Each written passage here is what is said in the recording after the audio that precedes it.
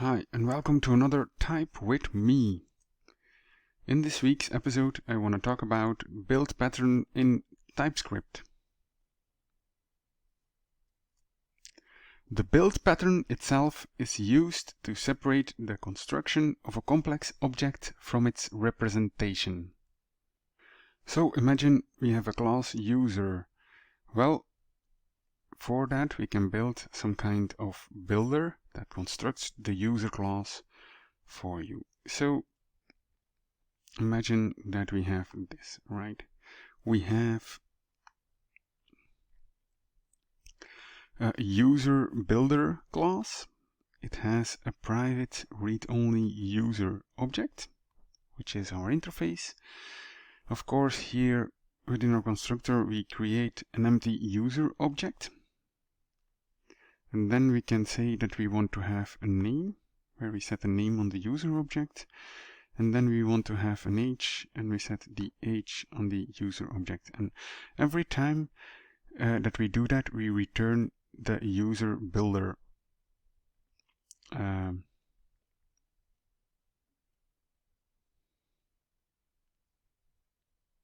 think you even can do something like this.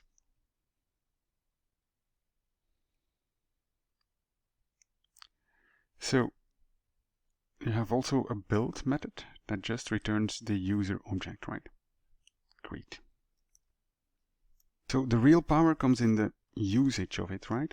Now we created a user with name and it doesn't have an age, right? But that's no problem. You can very easily read it by user builder with a name John, and we just build it, right?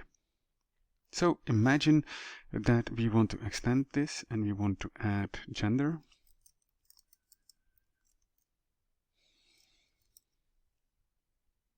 Of course, we need to put here gender.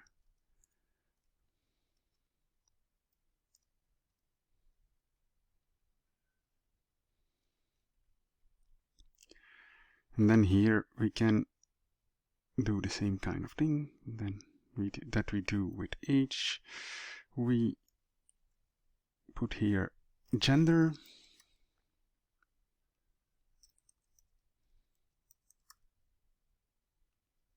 That's a string.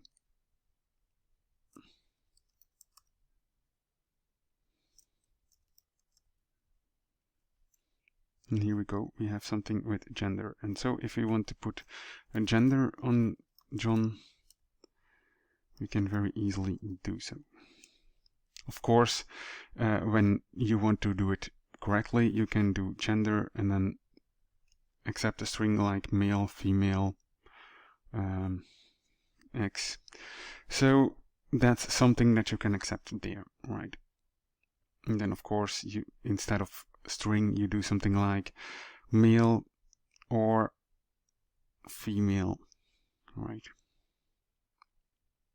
But the real power is that you can build upon that, right? Because if you want to add an age for our user, we can very easily do so. And now John has the age of 24. And that's it. It's quite powerful, right?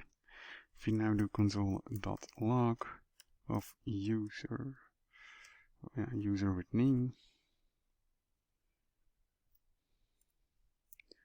can save that, can run it. Of course, if we say, hey, I don't want to have that in, right, you can very easily save that, execute it, and then you see that it doesn't have that. Same with age. So a very nice and easy pattern to build up your objects and to create some kind of logic into it, right? Of course, if you just want to use also checks before it accepts it within our user builder, you can very easily do so and write your correct validation logic in there as well. For me, the biggest advantage is that it always returns himself, right?